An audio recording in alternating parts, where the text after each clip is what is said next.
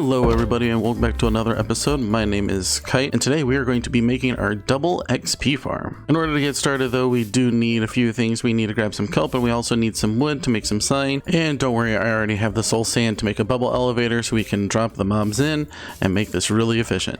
So let's get started. I keep forgetting that there's this sunken ship here that I already looted, but we have some access to some jungle wood. That would be pretty good.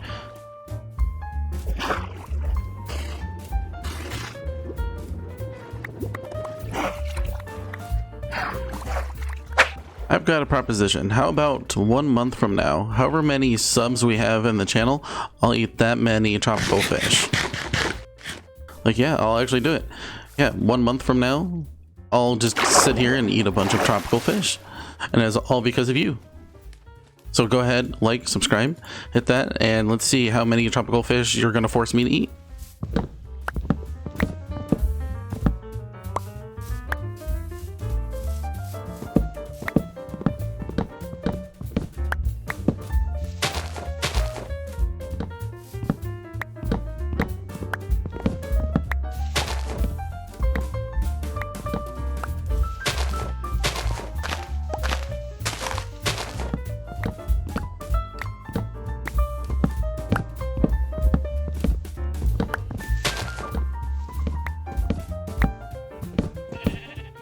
Note to self, make a tree farm.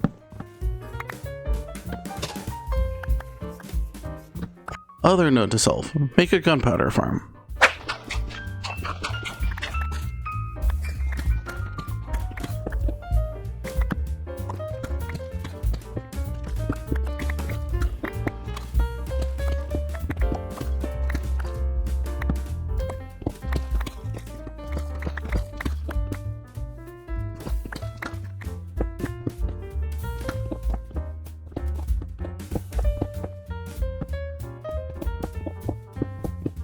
Well, it looks like as I was doing some spawn proofing, we do have a deep dark biome.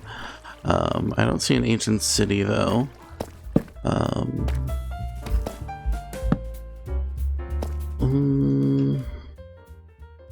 No, at least not over here.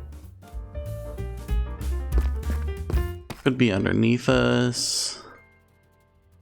I also don't see any catalysts. So, or any shriekers rather. So that's a good sign. Let me take a record of where these cords are, and we can come explore this sometime. Yeah, this is a death trap just waiting to happen. Oh, that's so cool. The skeleton's rattling is setting it off. Now we're just clearing these out.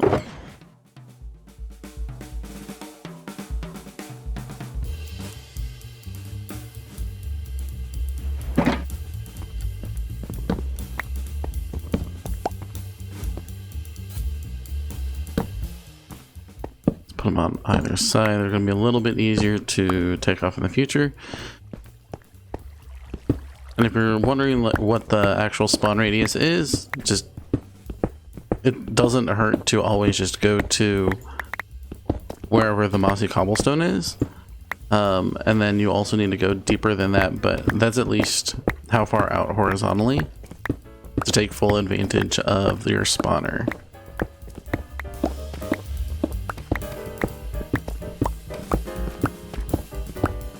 Alright, so let me get this cleared out here, and then we'll be right back.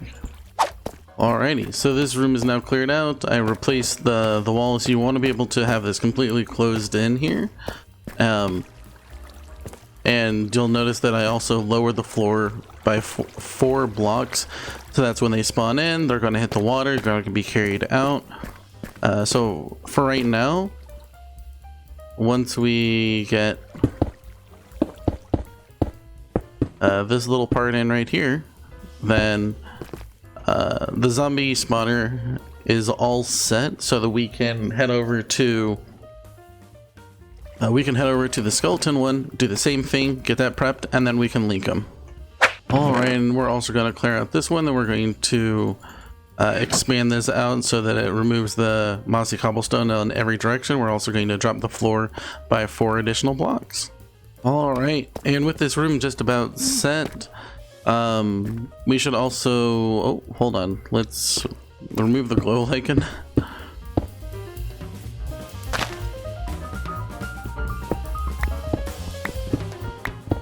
There we go. But with this all set now, what we need to do is figure out a space for our AFK area, or rather our kill zone, so that we're within 16 blocks of a spherical radius of both of these spawners. Fortunately, they're pretty close. They're actually about 19 blocks apart from each other. So as long as we're somewhere within that, as long as we are 16 blocks from each of them, then we should be fine. If we build a little platform out here, for example, this could work out. And then this is our bridge that we took over, so it wouldn't be too bad to just hop in over here. Then we would be within radius of both of those. Yeah, and once we create our little kill spot, I'll show you what we're going to do next. I should mention, so that you can figure out where exactly these spawners are to figure out what your actual radius is. If you pull up your debug screen, mine looks just a little differently, don't worry too much. And then on the right hand side where it says targeted block 1146, -163, that's what the chords of this specific block is for this spawner. If I accidentally go over to the torch, then that's going to give me a different one. So it's very important that I'm looking specifically at that. And I'm going to do this for both of those and then figure out what that spot is. It shouldn't be too bad. I should have quite a bit of wiggle room, but that's how you can figure that out. All right, so here's our little kill zone. We have this chute that I made here. You want to make sure that you have a 15 block drop, so from the top of the hopper all the way up, it needs to be at least 17. And that's going to make sure that the mobs can actually get through up top. And then this is really just to protect you. If you want, you can stand up onto the side. That's perfectly fine. You can stand in the front. If you want, you can crouch. You can put another slab here and just kind of lock yourself in here, and then you can just swing away. So the next thing that you need to do in order to make this work is connect the chute over to the different spawners.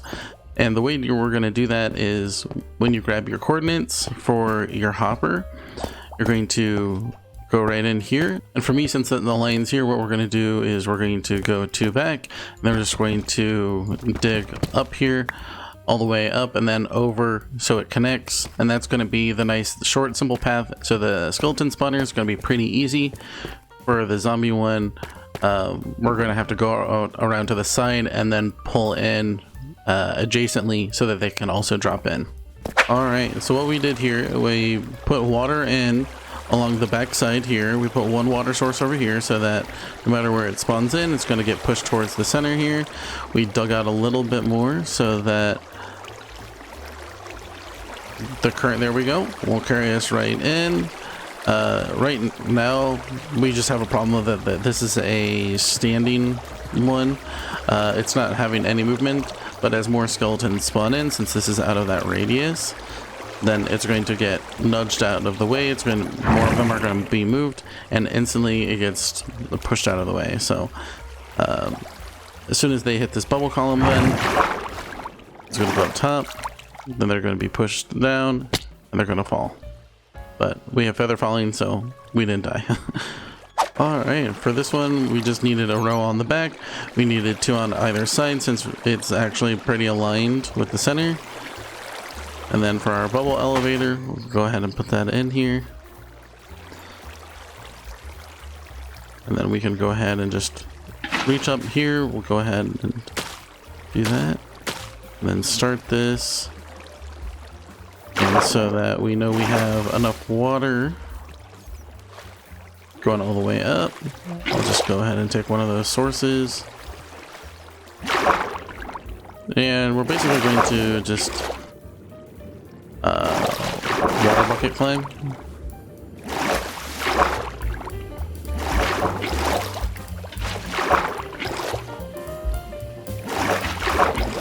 And it helps if you have respiration. which, I mean, I have respiration 1. It's not a lot, but any bit will help. And doing this with 2 water sources is going to make the process a lot better. Otherwise, it can be a little painful. So we'll go ahead and put this up here. This is going to want to push us over here. So this is going to what's pushing the zombies. And then we'll come down here.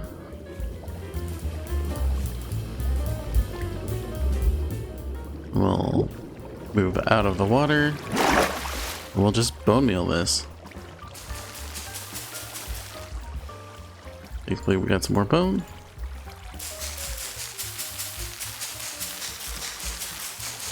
Once it stops, we can go ahead and break the bottom one, and it's going to work.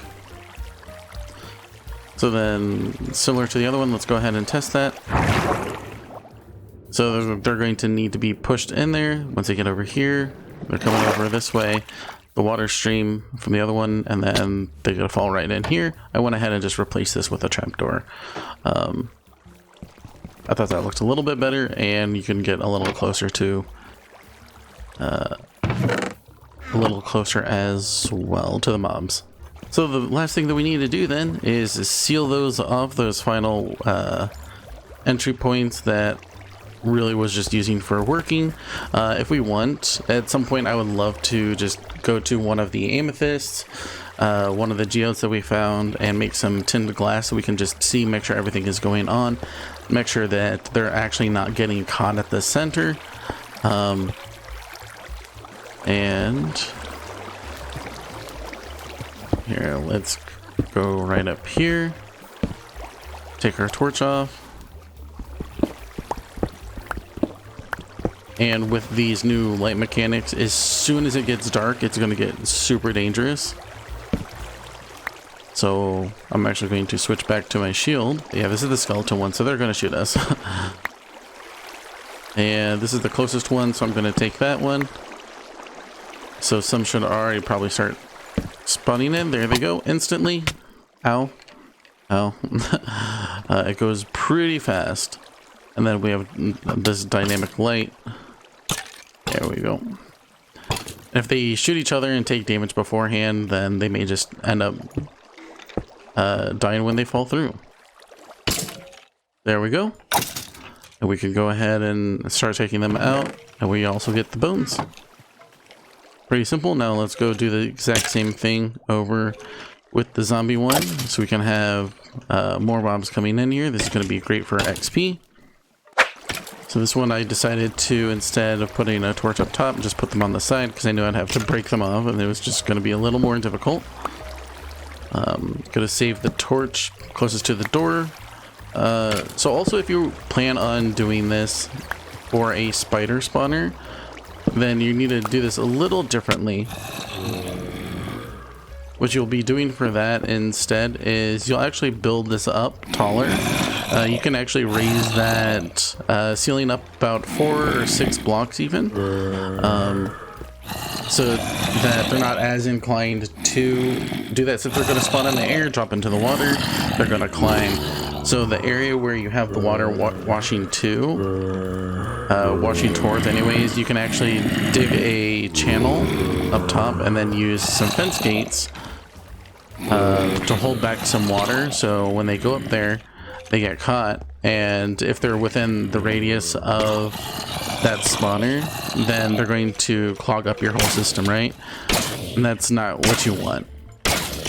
So what you can then do is put that water trap up there, and essentially it'll drown the spiders. You'll still get their drops. You won't be able to get the XP from it, but then the rest of the farm can keep working. And that's kind of like the whole point, right? It's hard to explain exactly how you should do that without actually looking at it. So what I'm going to do is I'm going to link both in the description below and then also in a card here at the top of the screen. I'm going to link to Waddle's video where he shows exactly how you would do that.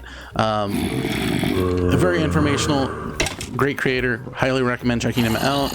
Also check out his series. He tends to upload like every day as well, so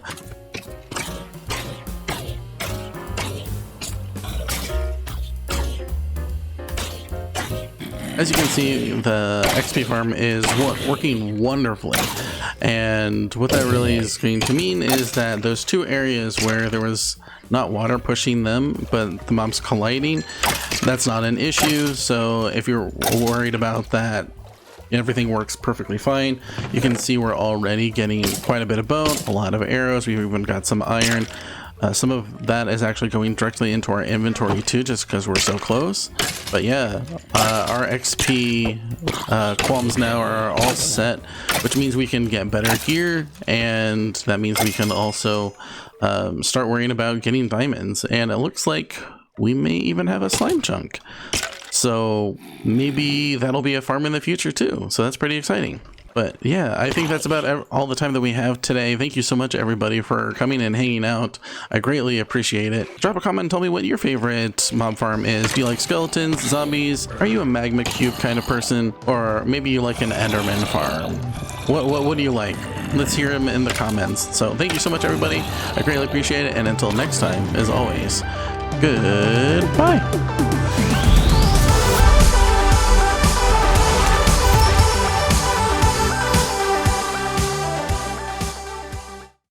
Hey, psst. Don't forget to like and subscribe. I'll eat the tropical fish in a month. Do it. Thanks.